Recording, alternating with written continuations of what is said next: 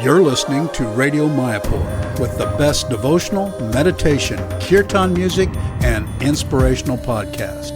This is Radio Mayapur. Okay, we are in Melbourne. This temple is called Radha Vallabha Temple. This deity is installed by Srila Prabhupada with Gornitai. Okay, my dear friend, welcome everybody. Today, I am very fortunate to be in Australia, in Melbourne today. And we are very fortunate, and I feel glad to meet my old friend, Prabhava Das, who has been, I know Prabhava Das for many, many years, and we did a lot of service together in Calcutta from maybe 80 onwards. But let me introduce him. He is born in Santipur, which is near Mayapur. It's only about 25-30 kilometers from Santipur. He's born in March 1962. He studied in Vrindaban and Mayapur Gurukul and joined in 1973 at the age of 6. So, Prabhu, we are very, very glad to have you with us today. And before we start, I just want to ask you, what was your life before you become a devotee? Before, of course, it was very. Thank you. Thank you. Before you join, of course, at the age of 6. Okay, thanks. Well, at the age of 6, you joined the Gurukul. So tell us a little bit your family, your mother, your brothers. Just say how you happened to join Hare Krishna, of course. But what was your life in Santipur? It's a small village, beautiful village, not so many people. How many inhabitants at that time? Maybe 500. Yeah. Well, it's more than 500. At that time? Yeah. But Santipur is a very famous place, we all know. And before I joined ISKCON, actually, I came to Mayapur with my mother. Oh, okay. Because Mayapur is very famous for Gaur Purnima. Yes. And today is Gaur Purnima. Today is Gaur Purnima. Wow. So we used to go, we knew about Gaur Purnima. Mm. So, and that was 1972, 71. And even though it's a small place in Bengal, Mayapur is very famous because of Chaitanya Mahaprabhu and Gaur Purnima. Chaitanya Mahaprabhu birthplace is there. Janmastan is there. So, and that place in Bengal where I was born, Santipur, is a very special place because it's not only a spiritual place, a holy place, but also is the Ganges running through. And yes. And Advaita Acharya's house. Advaita house. Plus that place is, those days in the 70s, it was more village-like. Yes. Not like now. All mud house and mud houses. Thatched roof. A lot of forest. Yeah, no. Trees. Very, very beautiful actually. Scenery even, Muchili. And I grew up there and I didn't go to school. Right. So I was only young. You are 6 years old. Yeah. So my schooling is in ISKCON. Right. Yeah. So that's. But let's tell everybody that number one, Advaita Acharya, is the one who prayed to the Lord to appear to save the people of Kali Yuga. He offered Ganges water to his Salagram Shila, doing puja every day, and Tulasi leaf, and he used to pray to the Lord, please come and do something because people are going to hell. You know, as the Kali Yuga progressed, he could see that the people are becoming degraded. So by his prayers, he called Lord Chaitanya, he called the Lord to appear. Of course, he didn't know Lord Chaitanya, he called Krishna or Vishnu to appear, Narayan or whatever, but then the Lord came. At one time, I remember, many, many years later, you know, Lord Chaitanya said, go and call Advaita. He's the one who called me to come here. Oh, wow. Remember? Wow. And he said, because of him I have come. And now he started to preach some Mayavadi philosophy, some pastimes. So. Yeah, that's the Acharya's place because, and I think anyone who is actually born in that place, you know, they're also special Of because course. they're connected somehow. They're Of connected course. to have, and for me to come to ISKCON, and it's the mercy of Prabhupada plus a mercy of the Western devotees. Yes. Because everything that I learned from ISKCON, from Western devotees. So I always give credit to Prabhupada disciple those days when Prabhupada was in the 70s. So even though I was born in the Santipur, but I think I give credit to Prabhupada. Of course. He is the one who really educated me in spiritual life. So everything that I learned about spiritual life, not because I was born in Santipur, that's only one thing, but all the thing I learned from ISKCON, from Western devotees. So I always admire the Western devotees for giving me this Krishna consciousness, for what I learned and what I have today, where I stand today because of that. Yes. From my childhood. So you were initiated in Mayapur or in Vrindavan? Vrindavan. In Vrindavan. So tell us the story how you got initiated, because this, I know it's a funny but at the same time very entertaining story, because you were helping in the kitchen at the time. How it happened? So when you got initiated, because you were small, how old you were? Actually, I had always, the day I joined, from the very next day I was chanting 16 rounds. Wonderful. So they had a program for Gurukul boys. I was the first one, 5 boys those days. Now they have hundreds. Yeah. So we sit in front of Radha Madhava, and I would look at the deity and chant 16 rounds.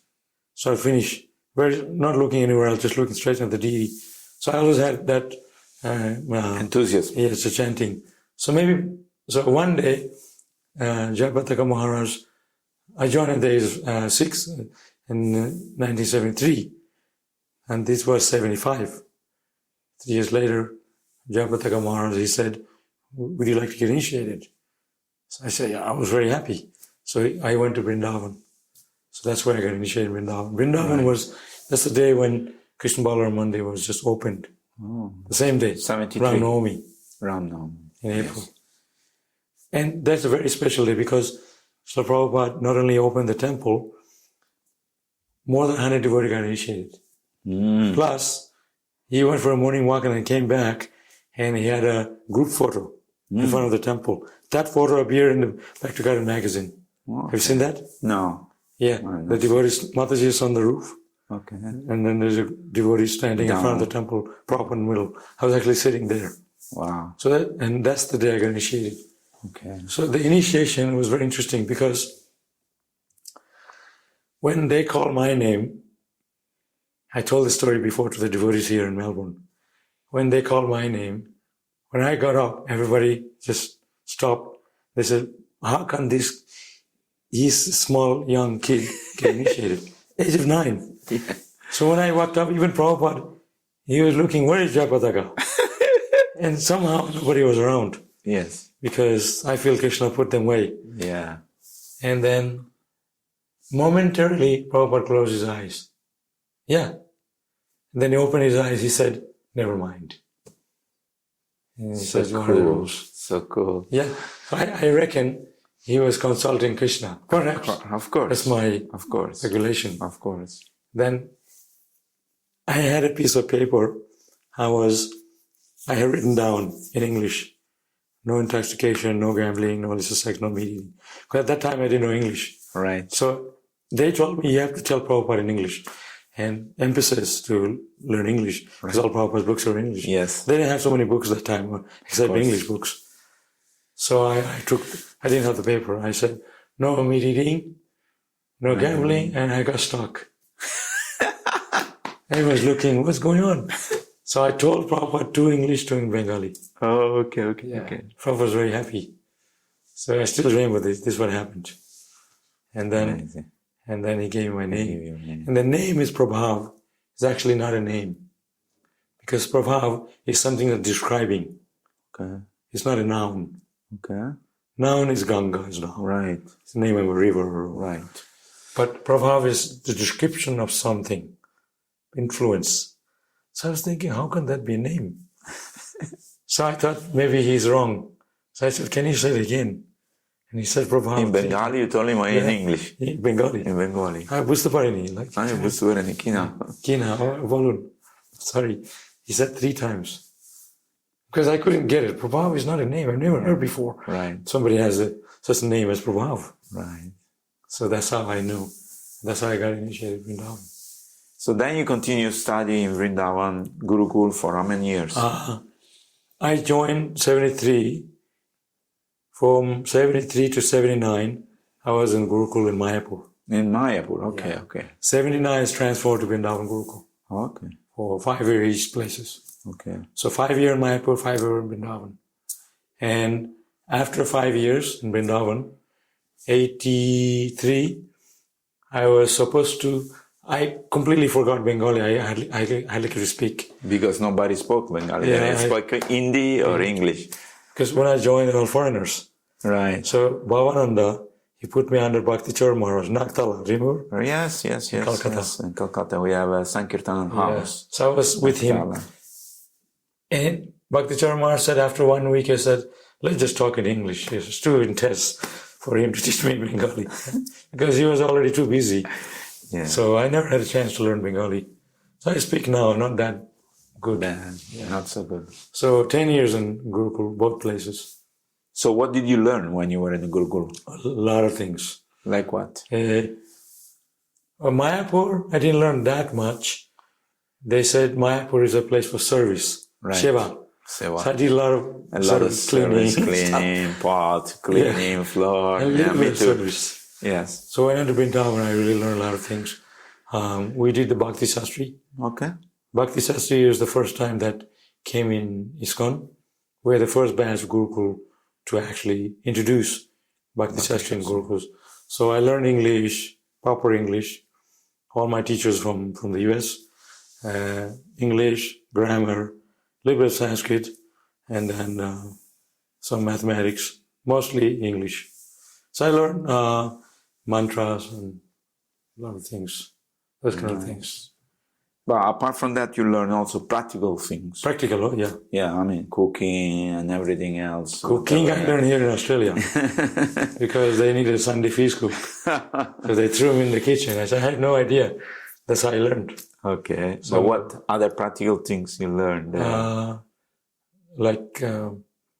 I could teach, even the level of English I learned. I could teach, actually. And services, Bhakti Sastri philosophy. I have that academy that we learn that level to be able to teach others. Nice. And later on, I also learned Bhakti Sastri again under Bhakti Atmatattva Prabhu in Mayapur. So I learned twice. So I have quite a bit of knowledge on Bhakti Sastri. So practical things, cooking, services, Bhakti Viksha to be able to instruct new devotees, Bhakta program. So a lot of things that are necessary to bring people up in Krishna consciousness. I feel personally that going to the Gurukul, because I saw both my son that went to the Gurukul in Mayapur also, and it's like going to the army. I was in the army for 1 year because at the time in 70, everybody had to go to the army. Those days. So then basically you're thrown there and there's a training camp and walking with boots, learning to clean stuff. And, basically you learn a lot of things, even though you think you waste your time, but actually it's practical and discipline. You learn discipline. Oh, yeah. Because everybody gets 5 o'clock, wake up, everybody takes bath, and you organize the bed, organize the almirah, shine your shoes, put new clothes, So this is something, discipline. That's one thing I want to tell you. The day I joined, it was very tough in the 70s. Yeah. 70s was very tough. Like we had to get up for Mangalarti, no sleeping whatsoever. So I was always tired at the time. Of course. Because I woke up so early. So one time, this is a story I'm telling regarding Prabhupada. Yes. So there was 5 boys from America. That was 1975. They stayed in Mayapur Gurukul. Yes. One of the boys' name is Dwarkadish. Dwarkadish is the one who Prabhupada teach personally to write Sanskrit, right? His There's a schoolmate. photograph. Yeah. So we asked Dwarkadish if he could, go see Prabhupada for some problem we have in school. Right. Because they're waking us too early and not enough sleep. The first English word I learned is no Mangalarti, no Pusharam. Yes, correct. Yeah, so we always tired. We want to sleep in so we can, so we slept in. There's a place called Radha Madhava Garden in Mayapur. Yeah. So we all went to sleep there. Woke up at 8 o'clock. So obviously we couldn't have Pusharam. So Dwarkadish and I, we went to see Prabhupada. In the Lotus building. Yeah. The second And floor. Prabhupada said, oh, no Pusharam. So he called Pankajani Janrivash and he arranged Pusharam for us. Mahaprasad. Yeah. Nice. Muri, puff rice, Yes. halava, puri, sabji. Nice. Morning offering. And this is what Prabhupada eats for breakfast. Nice. We had that. So we never told this to the teachers. Of course not. So there was a lot of discipline, but we had to somehow find a way to take care of ourselves. Of course, of course. So it was interesting life for you at the time? Yeah, because my thing was that I came from a very humble background, village life. Yes. Also not very nice. So I thought, now I'm going to live in a building, made out of bricks, and we're white people. We're going to have sandwiches and Western food like this. But I was wrong. Prashad was rice dal sabji. Yeah, Khichdi. simple, very simple. Very simple. They would make plates according to the number of devotees. They put all the prasharam, everything on it. They go, prasharam, and would come and get our plate. And there was no choice. We just had to eat what they have on the plate. Yeah. And that's it. No seconds. So those days were very tough. But what I want to say is we had Srila Prabhupada to inspire us. Yes. So life was austere because when you saw Prabhupada, every year he came to Mayapur, that was the inspiration for all of us for the whole year. Absolutely. So Absolutely. we didn't care what condition we were living, circumstances, austerity, we didn't care. Prabhupada made everything for us. We felt ecstatic. Just by seeing him. And be with him. And we used to look forward for Prabhupada's arrival every year. Of course. Whatever happened, we put aside. We think Prabhupada's coming. Wow. Big festival. Yeah. So that's the main thing in the whole movement, actually, those days.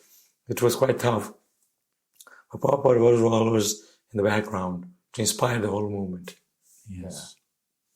So what are the toughest time you went through when you were a kid? Let me ask you this. Actually, to tell you the truth, I didn't like the Gurukul so much. you know how it is. Yeah. And particularly Mayapur, we had to do a lot of work. And they said you had to clean all the toilet in the long building when it first built, 76. Yeah. All the toilet in Lotus building, beginning, sweep the road. There's a lot of work. Yeah. So academic was very little. Yes. But I didn't mind. But the thing was there was a lot of work. I always wanted good prasharam. There was not enough. And if you want a halava, puri, sabji, we had to wait for Janmashtami. Yeah. Prabhupada Vyas Puja. So those are the very tough time. My favorite thing is prasharam, Of course. like everybody else. Yes. And when you're a kid, we all want good food. Of course. And we never got enough. But like I said, we survived. cherish Krishna consciousness. Yeah, of course. But somehow we always want prasharam. But then we met again in Calcutta. I remember I was a temple commander and you came and we used to go and we started the Food for Life. You remember? Tell us some story about that. 83, yes. Oh, yeah. It was a lot of fun, isn't it? Yes. Because you were on top of the jeep with a microphone speaking Bengali with an amplifier. And me and Dhruva, we prepare everything. The kitchen, put these big drums. We call it Noka. Boat of kitchen. We go in front of the GPO, which is General Post Office, which was built by the British, a very beautiful building. And people used to come, remove their shoes and take a dona or a small leaf with prashana, very respectful. And you were preaching on top. I don't know what you're saying. I didn't know Bengali, but I remember you were very powerful and people used to come and listen. So tell us what you remember at that time. That 1 year I stayed in Calcutta, 83. it was a very interesting year because it's quite austere. Calcutta is overall, the city is very, not very, lot of pollution. Yeah, pollution. Yeah. So I remember me and Ganga, like you were interviewing me, we used to go on a scooter. Yeah, you were on the Vespa. And we would do life member. Yes. And when in our spare time. And in the afternoon, we would do Food for Life. For Life, yes. So that year was very intense, but I liked it because I was fully engaged in Krishna consciousness. Get up early, do all our rounds, do Food for Life, go make life members. So very intense, but I liked it because you and Dhruva, you two are big guys from Italy, and I was a small guy. But I really liked your association because you were like two main person to inspire the whole temple. And that 1 year I was with you, you were always made me a good friend with you. Of course. And we used to do programs sometimes Life Members House. Yes. So that Prashadam distribution was amazing because we would put all this khichdi in a noka, in these containers, and distribute they had this Indian army jeep that you converted into Prashadam van. It was a Nissan 6-cylinder petrol engine from the Second World War, which we purchased from some place, You used to drive there. And then such amazing because you were distributing it. They had a little hole there, and you from inside. Yes. And I was on the roof with a speaker and telling people the glories of Prashadam and the glories of the Hare Krishna mantra. And people liked it. I was just saying the same thing, more or less. I didn't know much. But my innocency, that inspired me also. And Ganga, you were like, we both were kind of innocent those days. Yeah. But we cherished Krishna consciousness because the service we are doing, it was really... And then we'd come back. We'd take bath in the Ganga, clean the van. We'd jump from the... jump in the van. And then we'd come for Sunday Arati. Yeah. Rocking. I still remember the kirtan we did with Satvik and all the other devotees. I was thinking one time that maybe Radha Govinda will just come and dance with us and jump out of the altar. Maybe he was. Our kirtan was such a far-out kirtan. It was sweating like anything. And there was Sudarshan and all... Bankim. Radhanath, Bankim Roy, and many other devotees. There's one guy named Jagadish. He's now a Maharaj. What's his name? In Mayapur. I forgot. Oh, Bhakti Purushottam Maharaj. Yeah, he was Jagadish. He was Jagadish at the time. He was in charge of the Sankirtan. Yeah, he used to bring the boys. Yeah. And one thing I remember, we would all jump in one of the Sankirtan van. Yes. And go for Harinam. Chorangi. Yes, Chorangi. And very hot day. Yeah. We jump in and do big kirtan on the road. Thousands of people, packed with people. And then we come back so hot. We would sleep under the fan, lie down. Yeah. Complete sweating. Yeah. It was so intense, but we loved it. Very intense, but was very, because our mood was always to serve and to please Prabhupada and please Krishna. So. And then, I don't know if you were there for the book fair. We did a book fair also, and we distributed a lot of books. Adridana arranged for the book fair, the stall, and there was a big book fair festival. And also, you and Dhruva, you were painting the Rath Cart. Yes. I used to go there, hang around there. Fixing the chariot. Near the Rainy Park. Yes. There's one area. Yeah. Big cart. Yeah. You were painting, and the Rath Cart day, you were driving the cart. Yes. Huge cart. Yeah. You would start somewhere and then finish somewhere. Thousands of people. Millions. You would go in the newspaper. Yeah. And you were driving it, and I don't know how you did it. It's a huge cart. And you designed it, and maybe you have previous experience. Yeah, I was a mechanic, but I love to drive. I used to drive a car and bikes. So I really like being with you because you had so many contacts.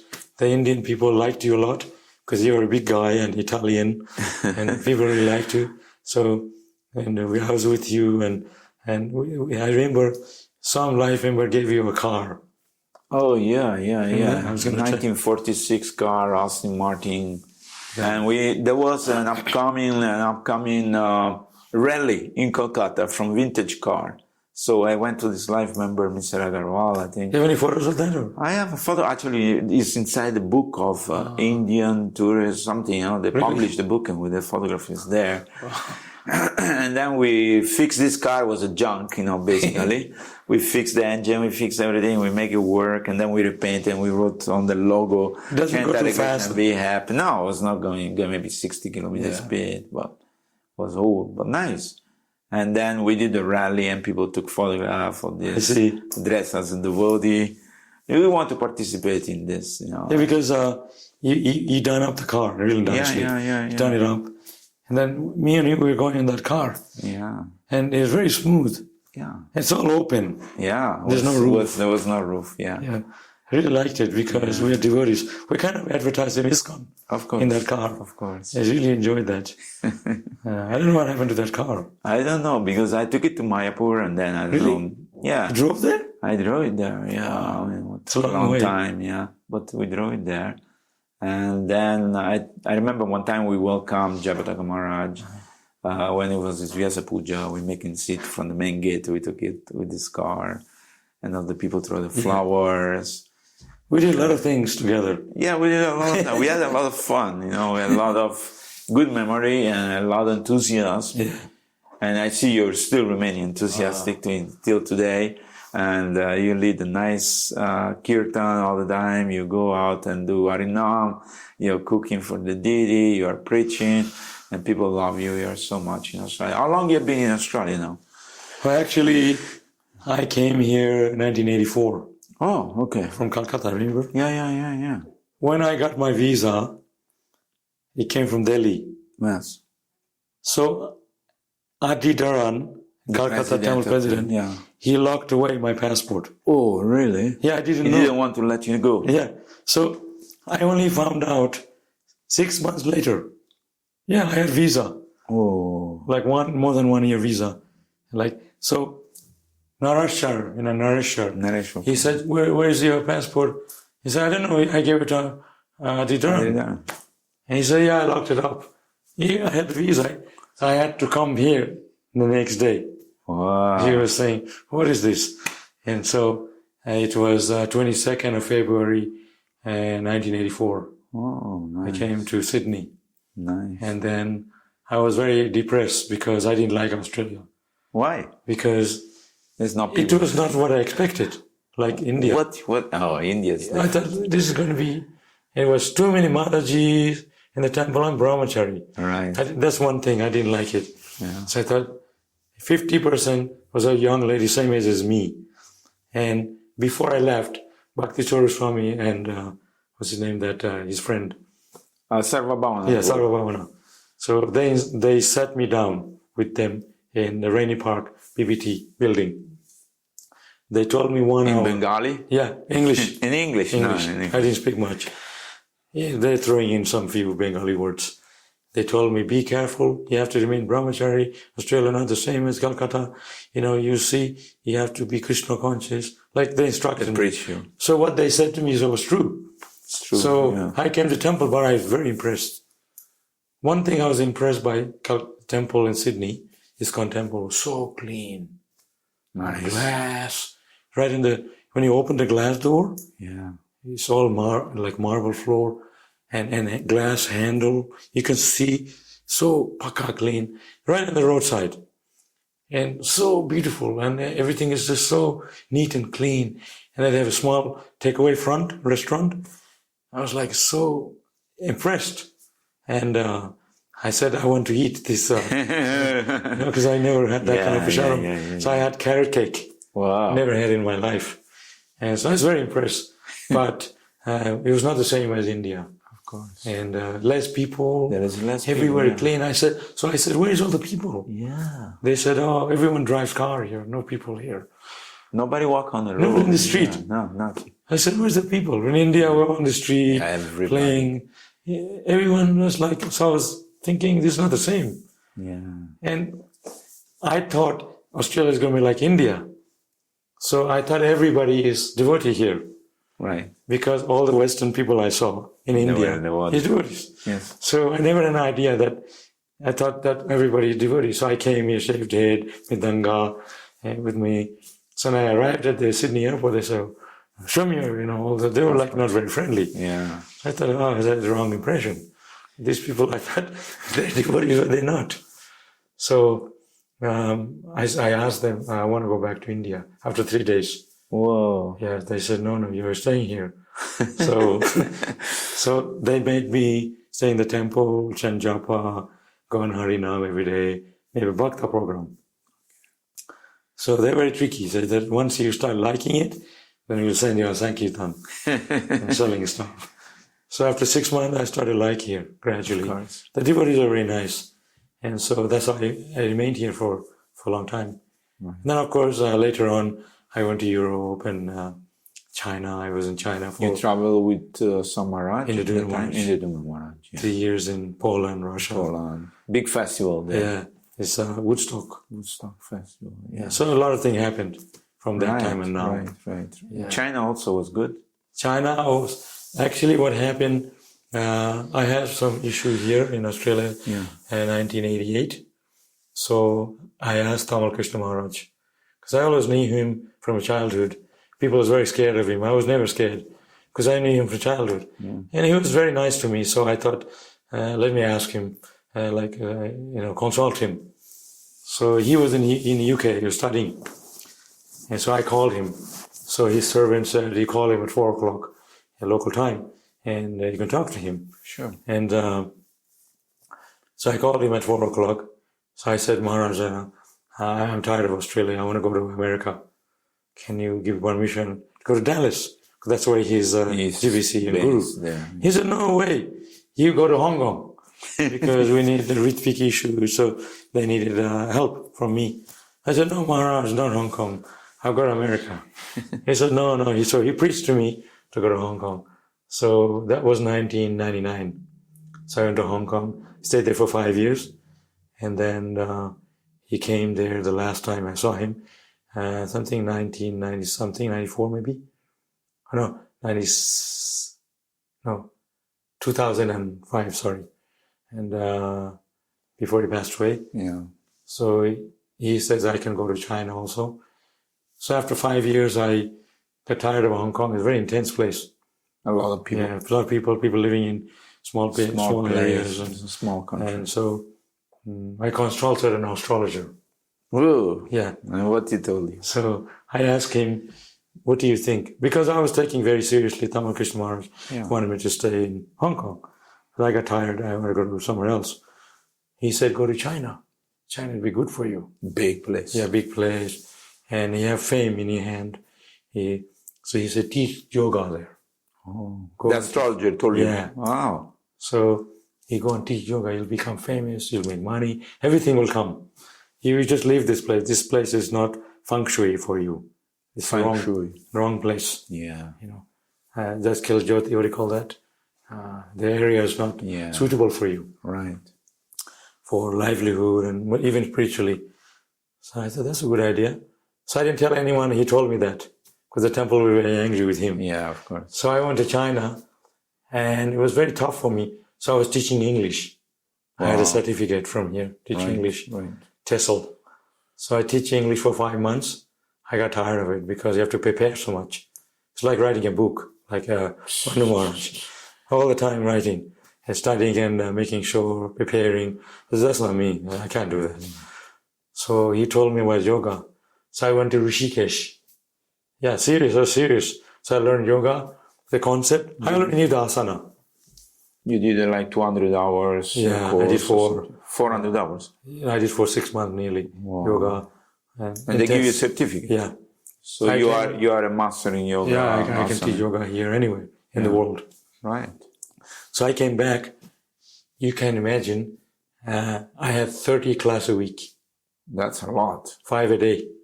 That's a lot. There's 5 hours class in between time. So I finished, I run for the next one. Another one. Well, you have classes, private classes or this is what I'm going to get to. Okay. So at first I was teaching clubs, like a yoga center. Already they do yoga. Yeah, they have Like they have a Big hall. bodybuilding machine as well as yoga center. Right. That kind of place. Yes. So I had all this bodybuilding people. I had friends with facility. Facility I could use. So they have a yoga center as well for people who want to do yoga. It's all Chinese. China. That place is called Guangzhou. 2 hours from Hong Kong. Yeah, famous place. Yeah, famous place. And then, because I spoke English, so they went to teach American school, international American school in Guangzhou. So I was teaching all the teachers at the end of the day when they finish the schooling. Because they don't know much. Yeah, they get the stress. To speak. So then there was one American guy, he had knee issue. So he saw many people, they couldn't help him. I said, you just sit, you don't have to do anything, just try. Maybe something may help him, they'll get better. You never know. Yeah. So he sat down every day. One day it clicked and he felt good. Become all right. And he said, wow, I feel good. And so he made me famous. Oh. He put in all the thing. So pretty soon, like I had so many Westerners who want to do private class. So I charged them $50 an hour, US dollars. And they don't mind. They have the money because they're all expatriate. They're working for big companies. Work for big company. A CEO. So I dropped all those small classes in the Chinese. So I had so much classes. So many clients. Less class, but more money. So I was making more money than a bank manager in China. Ooh. Yeah. Like something like 4,000 US a month. That's a lot. And 20,000 local money. Anyway, so so I made one friend. He's from Holland. His wife's American. That guy, his mother-in-law, she is the manager of all Asia P&G. What is P&G? P&G is Procter & Gamble. Oh, it's a Procter company. & Gamble. Yeah. It's a big famous company. They produce the shampoo, so many things. Yeah. All the different things you buy all over the world. Yeah. And so she came to visit my son-in-law. And so I made friends with her. She said, oh, I like yoga. Yeah. So then I was teaching yoga to her and her son-in-law and her daughter. So I had 5 classes a week. So anyway, so she, her husband came, big American guy. They own a property in Michigan. So he said, no, I'm not into yoga. I do jogging, bicycling. I'm not into that yoga kind of thing. So I said, come on, just give it a try, So he sat down and did yoga a little bit. Well, his son-in-law and me. And he said, oh, I like it. So he started to do yoga with me. And then so his wife was doing, he was doing his daughter and his son-in-law. So all this thing. The whole family. Yeah. Then I left China, come back here. And one day he called me. He said, hey, Peter. And I was calling him Peter. Yeah. And so he said, I got a yoga center in my place in Michigan. He owned a big property and a river. He said, a yoga center on the roof of my house. You can come and Peter, you can come and teach here. I said, no, I'm happy here now. Yeah. So a lot of things happened in China. So Krishna consciousness is always in the back of my mind because of my training. Of course. But materially also, Krishna will give you if you have the desire to serve him. Always. Always, you have to remember, material things is material. The spiritual thing, because of that, material thing come. Some people have this idea, how I'm going to support my family if I become a Hare Krishna. Yeah, no. That is nonsense. Because look at my case. Yeah. Everything came. I think some people, they think, let me become rich and then I'll serve Krishna. But then on the process, they get lost. Exactly. And they never become Krishna conscious. Yeah. So the Krishna consciousness should be the foundation of our life. And then whatever we need, Krishna will give. The faith is there. And we can see practically, we didn't have anything. And actually, I feel, I joined much earlier than you, but I feel you have a similar situation as me. Yeah. Because you came from Italy looking for God. Yeah. And Krishna brought you. Yeah. And now, you're traveling with Bhanu Maharaj And, You get everything. You realize Krishna consciousness. Yes, of course. You were interviewing me. So we are all in the path of Krishna consciousness. Absolutely. No matter where you came from. Absolutely. But it's bringing us to this is all the mercy of Prabhupada. Yes. Yeah. To always remember that. Always. We can never forget, because we can never repay the debt we have with Srila Prabhupada, because he's the one who came and sent by his spiritual master to preach to a foreign soul, to a foreign country, to all fallen conditioned soul.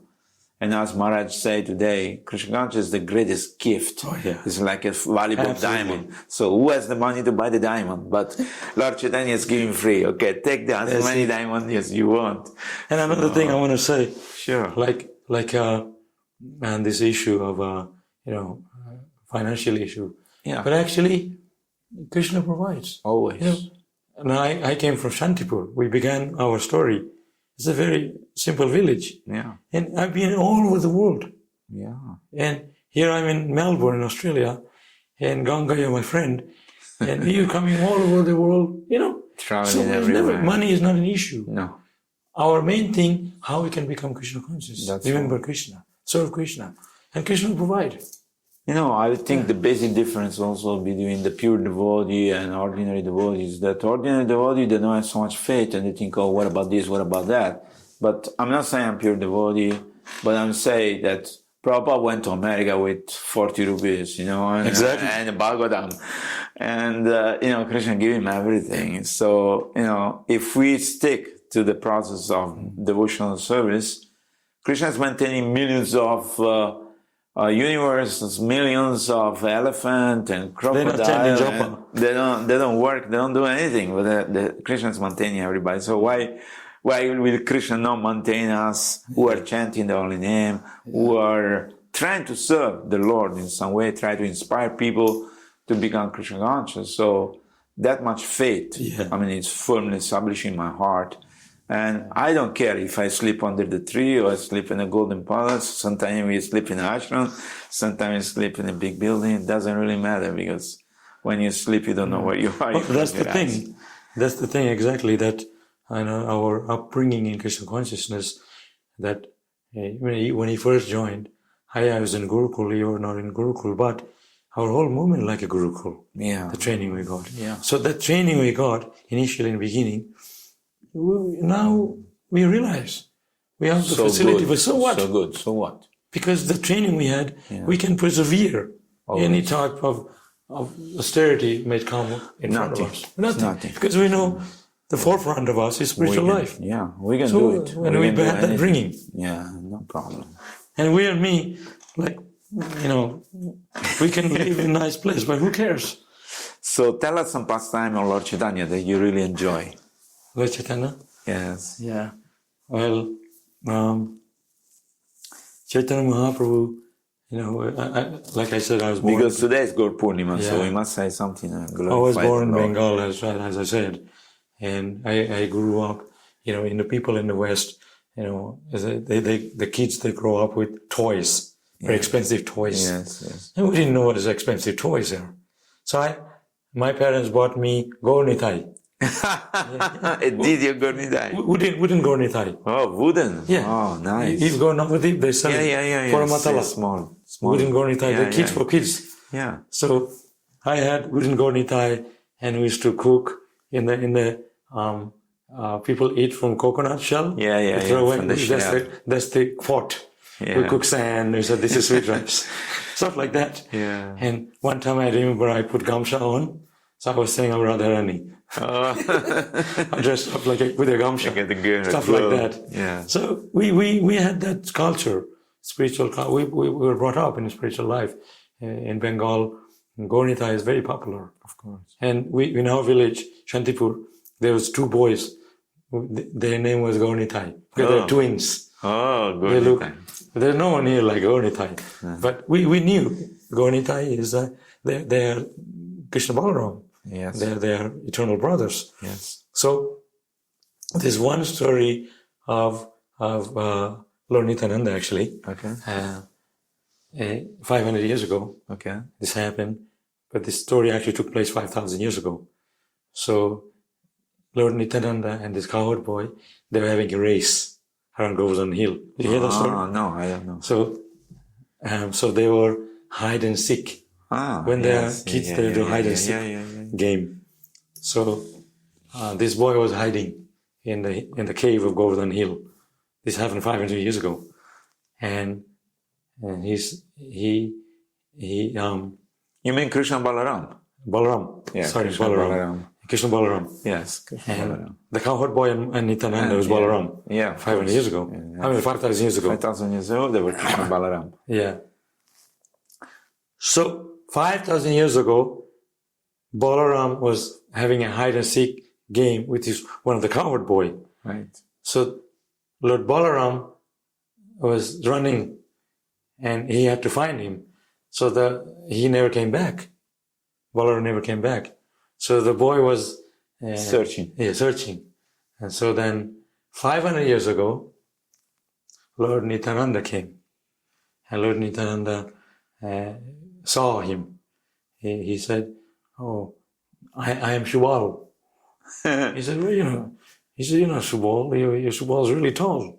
Because it's Satya Yuga, beginning of last Tetra Yuga. Tetra Yuga and beginning of this Yuga. Kali Yuga. And so Lord Nityananda said, I am Balaram. I am from that time. And now I came as Nityananda. And he also said, no, Shubal is very tall. So he says, I'm Balaram. He said, you're not Balaram because Balaram is very tall. Because he knew this Shubal was waiting for him. Yeah. He finally he came. Yeah. Then he says, but I'm very, Lord Nityananda said to him, because Lord Nityananda, but he said, Lord Balaram is very tall. Yeah. But you are not Balaram. You're so short. Yeah. Because 500 years ago is Nityananda. Yeah. But he says, I'm Shubal, I'm very tall. So he said, I want to test you if you're actually Balaram. So we'll have a race around Govardhan Hill. So then Lord Balaram as Nityananda, 500 years ago, they had a race. Obviously Lord Nityananda won. Yes. And Shubal was very tall. And he said, okay, I accept you as Balaram. But I said, I have a problem because I'm very tall. So what do I do? So Nityananda said, no problem. I'll put my hand and I'll push you down. Make you down. Yeah, so this is one story. And from that 500 years ago, Lord Nityananda. And of course, Lord Chaitanya Mahaprabhu, there's so many stories are also Lord Nityananda and Lord Chaitanya, they're absolute. And of course, Jagai Madhai Maharaj was telling the story. This is my favorite story actually. How when Lord Chaitanya Mahaprabhu embraced Jagai Madhai, yes, momentarily it became dark. Lord Chaitanya is golden, because he is observing the sin. They're so sinful that even golden form of Lord Chaitanya momentarily turned dark. Yeah. So he is observing. And so this always reminds in my mind that how Chaitanya Mahaprabhu is so kind. We were talking about it this morning. Mercy. Mercy. And Audarya yeah. And Jayapataka Maharaj, he told one story how Lord Chaitanya Mahaprabhu, he had the power to convert the animals into Jarikhanda forest. Dancing, make them dance. And exactly what Chaitanya Mahaprabhu did, actually Srila Prabhupada did. Because these people in New York, they're worse than animals. Yeah. Right? Correct. And Prabhupada made them devotees. Yeah, amazing. So I'm not trying transformation. to say... Transformation. I'm not saying... The power of transforming people. Yeah, I'm not saying Prabhupada is like Krishna, but he has the Shakti. Yeah, the power. Yeah. The power to transform. So this is my favorite story, Jarikhanda forest. And Lord Chaitanya, he had... Jayapataka Maharaj was saying once that he used to look at the people and with his eyes, he'd look and go through the people and all down the road, he turned them into Vaishnava. Yeah. Right? Yeah, by his desire. And this Prabhupada did that. Prabhupada also did that. So this is my favorite, how Chaitanya Mahaprabhu, so merciful. Beautiful. But tell me your impression when the first time you saw Srila Prabhupada. Oh, Prabhupada? Actually, a lot of things. But this one story I always told the devotees that that's one thing those days that Prabhupada, when he used to come, everyone would be preparing for his arrival. Yes. Everything Paint should be the clean, temple, paint the temple. and cut the grass, make a new lawn, and garden. There's a lot of activity. We're super busy. 6 months before his arrival. Of course. So we almost like counting his days. Yes. Oh, Prabhupada's coming, Prabhupada's coming. It was so intense. And so, and even, I mean, I came from our background in India. We see many sadhus. Yes. So that, well, I mean, Prabhupada, so what? I had that kind of thing. Another sadhu. But yeah, no sadhu. But all the Westerners like, Prabhupada's coming. He's not the same. He's different. So I said, okay. So then, you know what I mean? Yeah. So, they had this thing, I think it was 76 or 75, when they first opened the gate. You know, there's the main gate. Yeah. There's a picture of it. I have it. And, so they had a kirtan group arrive for his arrival, for his reception. So if you go down the gate, go towards Yogapit, the road will turn. Yeah, there's a small turn. Right? There's a small bridge.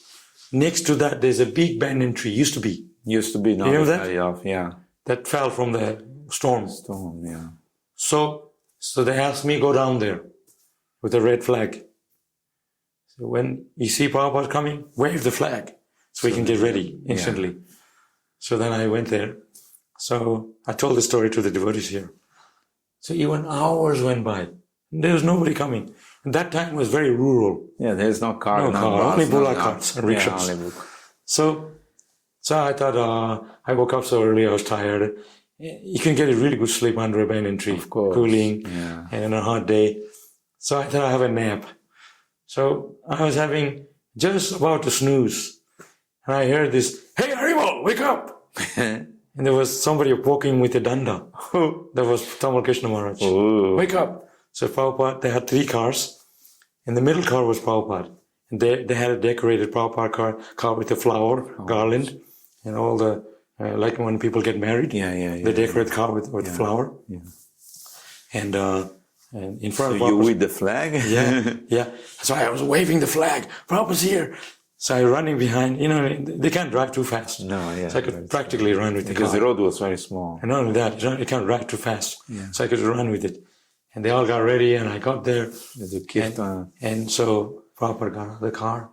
I was looking at like, wow. And this is, and he was surrounded by all the Western devotees. Yeah.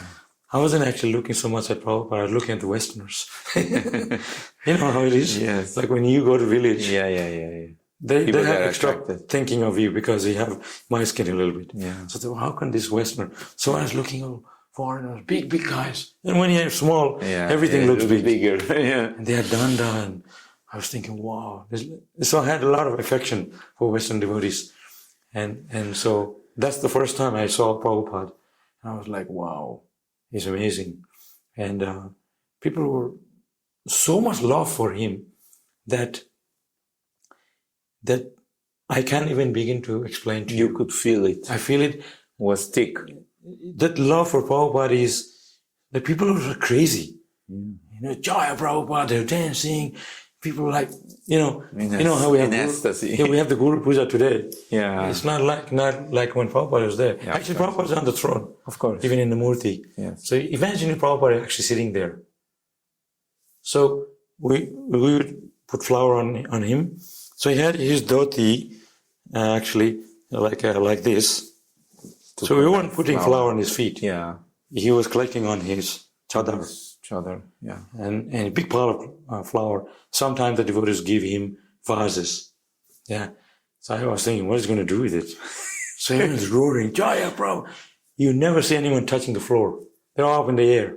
Jumping, they were crazy. Jumping. And Prabhupada, when Kirtan got roaring, he threw that thing, that vase. The flower, the face, he threw it. Yeah. And you don't find any of the flour that land on the ground. It could land in the air. Yeah. Everybody's trying to get it.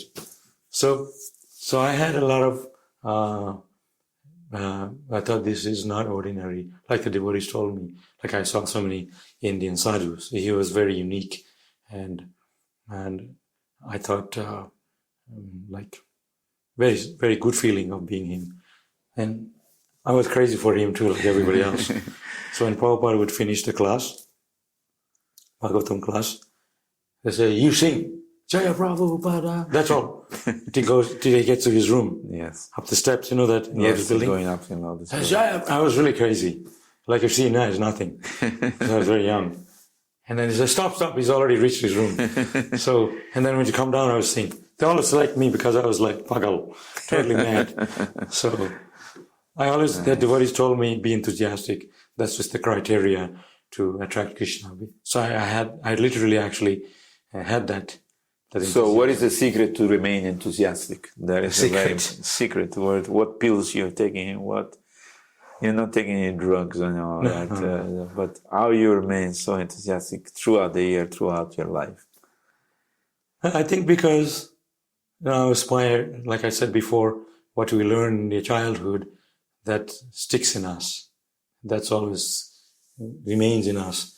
So even at my age, I'm now 57. I was just a few days ago, I had birthday, big birthday party here.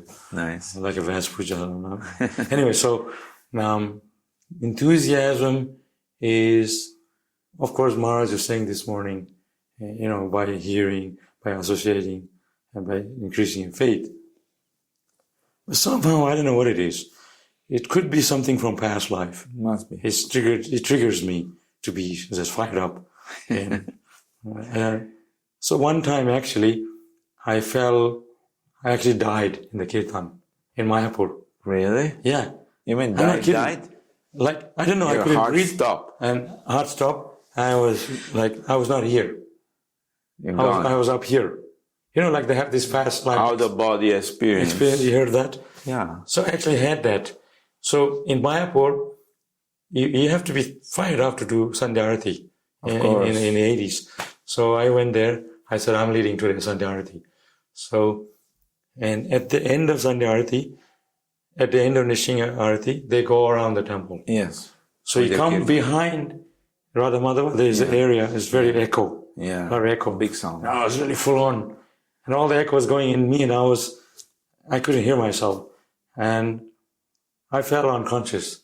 But this Hare Krishna, Hare Krishna is a very long, right? When he finished by the time. Yeah.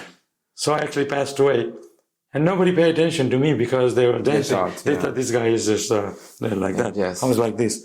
So I was up here. You can see yourself and everybody. Yeah. I saw everyone. At the end of the mantra, I came back. Oh. Yeah, that's what happened. Because when it's long, because Hare Krishna, Hare is too fast. Yeah. Hare Krishna. So by the time you finish, it's almost like 30 seconds or more. Yeah. So I came back. I kept going, Hare Krishna, Hare Krishna. So the enthusiasm comes even more when you see other people enthusiastic. Of course. Of course, that you have to attend a program. You have to be with the association of devotees. You see others how they're conducting Krishna consciousness. You learn from them. And in my case, of course, I had the association of Prabhupada. I had that enthusiasm throughout my life. So everything I do that. Cooking, yoga, you put whatever. your heart and you put your love, whatever you're doing. Yeah. So that's a secret. That's a secret. The love. And I don't know if I love or not, but I feel good when I do enthusiastic. Yeah. I just feel good myself. Of course. You sang in the kirtan. It's not like ego or anything. I just feel good. It's natural. Yeah, natural, yeah. Wonderful. It's a good question. Yeah. So, wonderful talking to you. We are coming to the end of our podcast. So give a message to all the people who are listening to this podcast today, Prabhu. Yeah. What is a message? Inspiring message. The thing is, keep searching for Krishna consciousness. Like I said, keep the enthusiasm, keep the momentum, spiritual momentum, and the spirit of Krishna consciousness, and be in the association of devotees. Today's Gaur Purnima. And we can learn from God Himself. Of course. We see Chaitanya Mahaprabhu, hands in the air, sing and dance, surrender to Krishna. God Himself. Why is it so necessary for Krishna to advertise Himself? But He's not advertising. He's showing this is the way to get the love of God. Surrender to Krishna, hands in the air. So my message is keep that spirit, no matter what age, that the No love matter for which Krishna, country, which what place, race, whatever. Krishna will inspire from within when you show that, express that enthusiasm from the heart. Krishna will inspire us. But we have to enthuse each other. But that enthusiasm comes, my message is that associate devotees, sadhu sangha, sadhu sangha. Sadhu sangha, sadhu sangha, Sadhu sarva shastra koi, sarva satra koi, lava matra lava sadhu matra sadhu sangha, sarva siddhi hoy. Means you can achieve all perfection just by being in a moment of association. And sometimes I think, well, how can it be? But you have to give it a try. It is. If you're away from temple, how are you going to get it? Yeah. You come here first. Come in the temple, associate with devotee, do service, try to do some service for Krishna. Also, when you come to the temple, come in that attitude. Just like when you go to the temple room, you leave your shoes outside, right? Yes. So you leave your anartha, your whatever in your head, ego, this, that, leave it out. This is for Krishna. I'm coming to serve Krishna. I'm yours. Krishna. So when you come with the attitude, that you'll feel enthused. Of course. Automatically. But yeah, it's all in the mind sometimes. It's not a mind game. We have to give up this attachment to material things we attach to. That's blockage. So our attitude is very important. Yeah, spiritual attitude. Yeah. We have to develop spiritual Krishna conscious attitude. Wonderful. There's a lot of things I can say, but this is how I enthuse myself. It's not like I'm so good. No. I enthuse myself by talking to you and doing this podcast. Yes. And devotees can hear all over the world. So open the thing and listen to it. Sure. What we have to say, to the message. Thank you so much, Prabhu. It's been a great pleasure to have you with us today. Yeah. And I'm sure we'll continue to do podcasts next time I see you again. All right? Srila Prabhupada ki jai. Gaur Purnima Festival in Melbourne ki jai. Thank you so much. Hare Krishna. Hare Krishna. You're listening to Radio Mayapur with the best devotional, meditation, kirtan music, and inspirational podcast. This is Radio Mayapur.